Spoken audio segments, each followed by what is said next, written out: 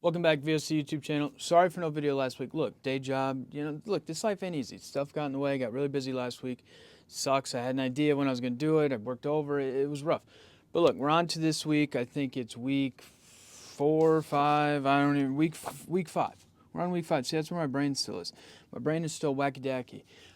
But there's one thing I'm really going to dive into heavily, and I never thought I'd say this, but UNLV's quarterback and kind of the state of NIL. I thought I'd talk about state of NIL more, but never would I ever have said those words with UNLV quarterback. So I'm going to dive into that. I'm going to get to the picks this week, some big games this week. So let's jump into it. Third down,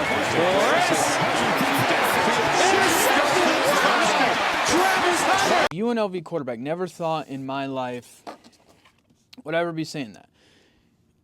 Matthew Sluka, right? Sluka. It's Luka Adney. He leaves the program after a 3-0 start for them. He was their starting quarterback. This whole story is kind of crazy, right? Like, came from a small FCS school, and they get him to transfer in. It's his last year of eligibility. Can't even talk.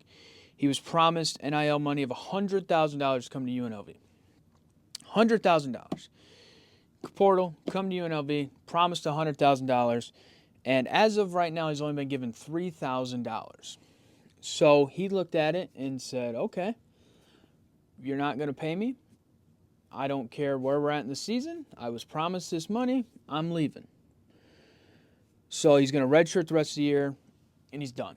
Mind you, they started 3-0. UNLV is on the fast track. As of right now, I know we're only 5 weeks in to be a playoff team in the non-Power 4 conference team. They're going to be, be the last team in, the 12 seed. But he said, look, you promised me this money. I'm not coming. I don't exactly know what happened where UNLV just didn't want to pay him. They didn't have the money to pay him. It's hard to believe $100,000 at UNLV in Vegas you can't afford. But it's just a major story because it opens up the door and Pandora's box kind of to where we're at right now in college sports, especially in college football and college basketball, more heavily the two where like NIL is like a bunch of money being pumped into collectives and getting players to go places and spending money on things. But look, this is going to happen more often.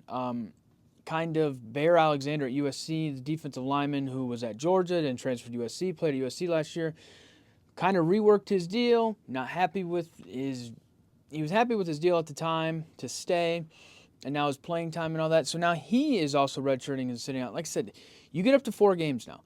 So you have to look as a coach, can I get through? Not only can I retain players,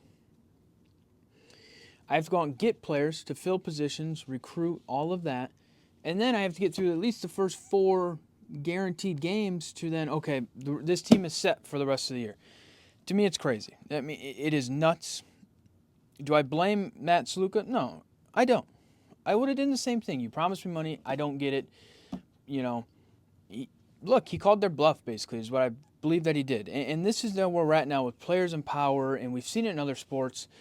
I'm all for player empowerment. I think it helps the sports. It helps kind of the thought press on it because there's been so much power, especially in college sports, with the presidents, the ADs, the coaches, these universities, these fan bases. There's been so much power in that. And now you're kind of opening up to the players because you give the players a chance to have a voice, get what they're right to. The biggest thing it sucks for is the UNLV players, right? And I don't know if the coaches promised him this or collectives. Coaches are supposedly not. You're not supposed to have anything to do with this. But I just feel bad for the players, right? Because, has this happened to anybody else on the team? Or you get this kid, he was promised something, he hasn't gotten it. Does this look at you now as a program and now you're like, okay, like they're not going to help our starting quarterback. Are they going to treat me right? So it just sucks for the players because you're 3-0, fast track, you should make the playoff, the 12, just what that does as a program, what that opens up for other players if you make it to the playoff, NFL, getting more money in the transfer portal if they were to leave, So I it's just one of those things. It's very interesting. I kind of thought it out a little bit of kind of what I'd like to see it. Never going to happen. I wish they'd put me in charge. Wish they'd make me the CEO. Big brain here. That's just what I would do. I'd fix some things. I'd structure it. The number one thing is we need contracts for this stuff, not the promise. This is not 5-6 years ago where you had the SEC bagmen walking around giving tens of thousands of dollars in McDonald's bags to recruits on recruiting trips when they visited them, just leaving them there so they could walk by and grab them. Those days are over, right? So we need contract. You need baseline contracts, not just promises. Because you look at this Matt Sluka, he's promised us $100,000. It's goofy to not get it in writing, but now he can't even sue. He's out $97,000, right? So I think you need to start with contracts on a basis of, if you're going to give this kid money, you need to contract it out. And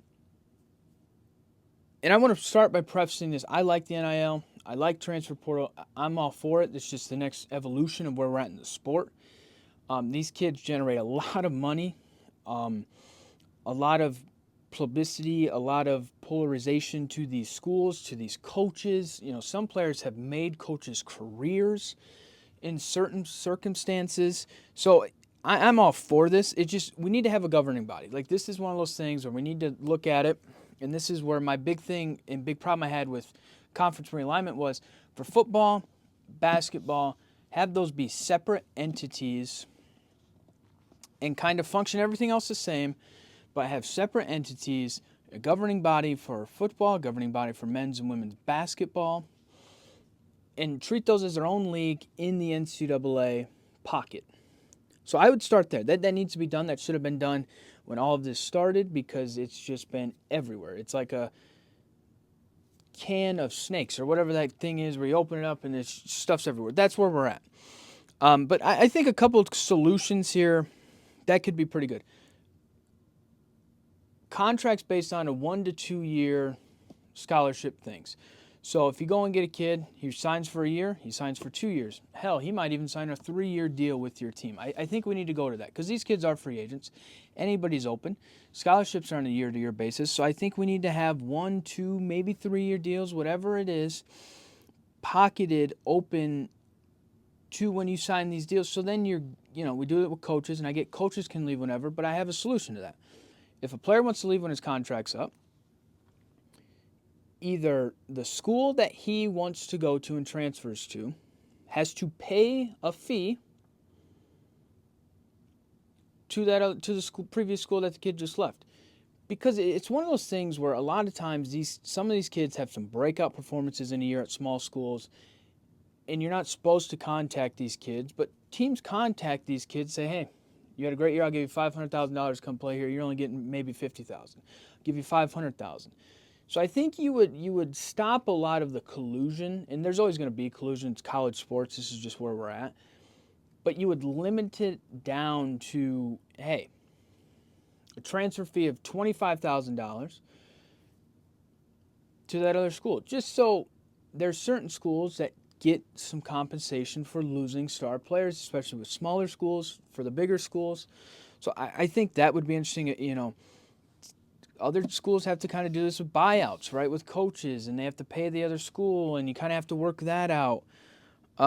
So I think a contract system, or I'll start governing body, college football separate entity, a contract system of probably a 2-year minimum contract. I think it would probably be the best. And I get, some kids are promised some things and they leave after a year, whatever. You find a solution in there, but probably a minimum of 2-year contract to a team that you have to stay at. And then if you were to transfer early in your contract, or just, if you leave early in your contract, more money to the other school. But I think there should just be a transfer fee regardless, just for some of these schools that have great years, have great, explosive players, and then they lose those guys. I think that would help a lot. I think it would. And then I think the other thing that needs to happen, I think a base salary needs to come out. So where a school has, I think it's up to like $22 million that a school itself can shell out.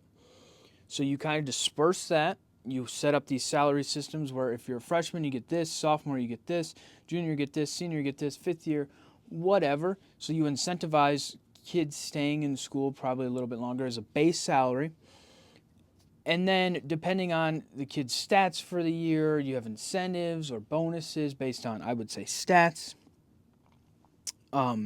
awards, that kind of thing. And, it changes up. So then it rewards kids for playing if you're a starter, if you play. And so you don't have just these kids that walk in and go, I want $3 million to come to your school as a 5-star recruit. You open it up to base salary format. I think that would work very well. And then you allow NIL to be what NIL is supposed to be, name, image, and likeness, where kids can profit from companies and do these brand deals and that kind of thing. Because at the end of the day, the biggest thing the NCAA doesn't want is to open up money, TV revenue contracts to players. You're going to have to at some point. Some suing's going to happen. So what you need a governing body. You need a players association to come through to agree on these standards. Like I said, a 2-year contract, transfer fees, and then a base salary. And a lot of these schools can afford base salaries, and depending on where you're at in division, conference, it's all different. But if you do a base salary that at least allows a kid to know exactly what they're going to do, it allows fair play for everybody to have a base salary. And then if you add on to that, that's up to the school's discretion. But then it allows NIL to be a little bit more than just, here's $3 million come to my school, right? So it's crazy to think that these are thoughts that everybody has had, but this is one of those things where until it really happens and we see some kid that get promised $100,000, not get $100,000, and he ends up leaving, like Matthew Sluka, he sluked out of the door at UNLV because he wasn't paid. $97,000 were still owed to him. He didn't get it, so he left. But look, I think the premise of NIL is good. The transfer portal, I think, is good. But you're going to have people that use it for bad ways. You're going to have people that are greedy. You give people an inch, they take a mile. But it's just some simple things I think could be fixed in contracts, transfer fees, just simple things that it's not going to stop it, but at least slows it down and at least helps it. And it gives everybody on a more balanced playing field. And it kind of lays it out. Because at the end of the day, these are pro sports that you're watching now. This is pro football. There's no more college football, student athlete. These are pro athletes. But it's just interesting to think about. And I think the funniest thing is Matt Sluka at UNLV got this whole thing started. It wasn't Georgia's quarterback. It wasn't an Alabama quarterback. It wasn't Tech. It was Matthew Sluka being like, yeah, you know what? I'm done. You didn't give me my money that I was promised. I'm out. These kids have power. They called your bluff and took it and ran, and now he's probably going to get more money in the transfer portal next year by a bigger school. So watch out for Matt Sluka. This is not the last we're going to hear him. All right, picks this week. I've kind of struggled since week 1. I went 5-0 in week 1. I went 2-2 last week, 11-7 on the year. Still winning, but it hasn't felt right. Just when I wake up, it's just not the same. So let's hopefully get on the win way. They got 5 games this week. Number 20, Oklahoma State, 3-1 at number 20, Kansas State, who's also 3-1. Kansas State's 5-point favorite, both coming off losses. I picked against Kansas State one other time this year with the Arizona pick. I got screwed on it. This game is tough for me to pick.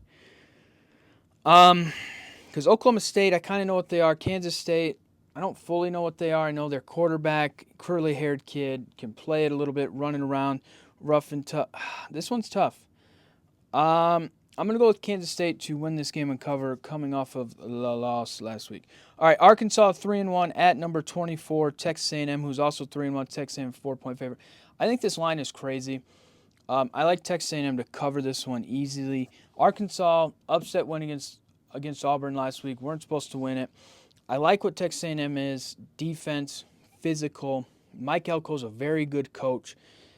4 points to me is a crazy line, but they're respecting Arkansas and the fact that they beat an Auburn team they weren't supposed to, but I think Texas A&M is going to do what they're supposed to do, and I think they cover.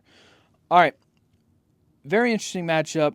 Kind of revenge game for one team from what happened a year ago. Number 15, Louisville's 3-0 at number 16, Notre Dame, who's 3-1. Notre Dame's minus 6.5-point favorite. I think the line was like 4 early in the week, and now it's moved to 6.5. A lot of money on Notre Dame. Confidence in Notre Dame. I don't think Louisville's very good. Louisville kind of caught them on the ropes last year at home, night game. Notre Dame had an emotional win. Look, I've been to both Notre Dame home games. I've watched every game as a fan. It's been rough to kind of see, but I think Notre Dame is clearly they're better than Louisville on paper. The defense for Notre Dame is going to keep them in any game. The offense is slowly figuring some things out, run the ball. Riley Leonard's not the greatest passer. I've gotten to a point where I almost don't want to cheer for him anymore as a fan. But his ability to run, with Jeremiah Love, Jadarian Price, just the playmakers they have, there's going to be a game where it does explode. I don't know if it's this week, but I think Notre Dame's going to win. Do they cover 6.5? This one's tough. I think it's going to be close, but 6.5. Notre Dame's not great at covering, but this feels like a game where Notre Dame is not supposed to play great, or Louisville could catch them, but then Notre Dame plays good. I think Notre Dame covers the 6.5. I think it's close, and I think Notre Dame pulls away. I just think the defense is too good, and I think the offense is going to run the ball. They're going to do what they need to do, and I think Riley Leonard is going to make enough throws that they're going to win. I'll be there. I'll see it in person, and I will eat my words if they lose, but I think Notre Dame wins 6.5. Being confident. I made the video a couple weeks ago. You got to be good. I just think they're better than Louisville. All right, this game is interesting. The point spread is big. I just think it's interesting.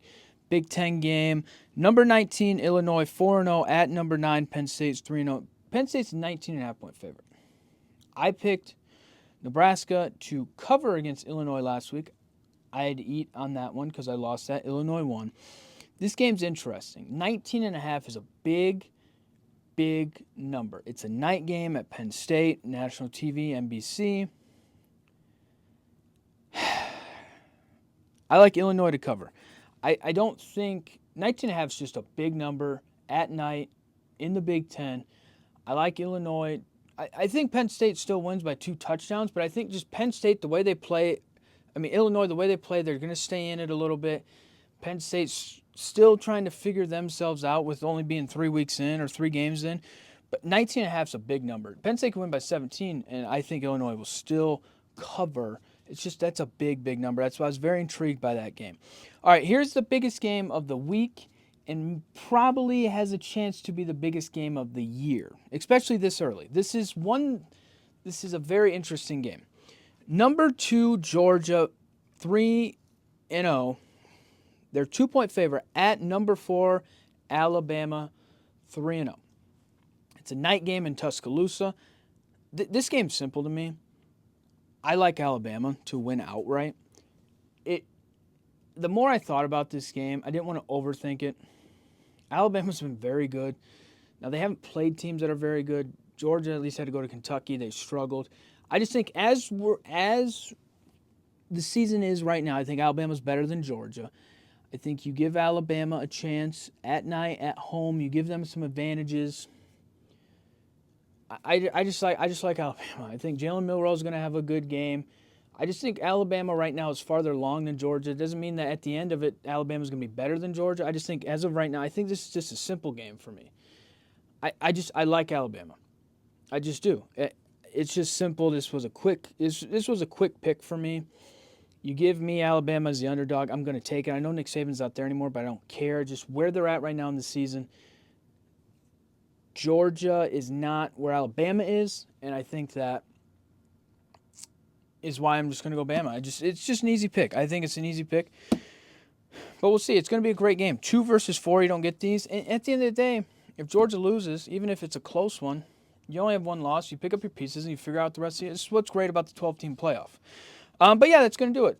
Matt Saluka at UNLV's got everybody talking. Who would have thought?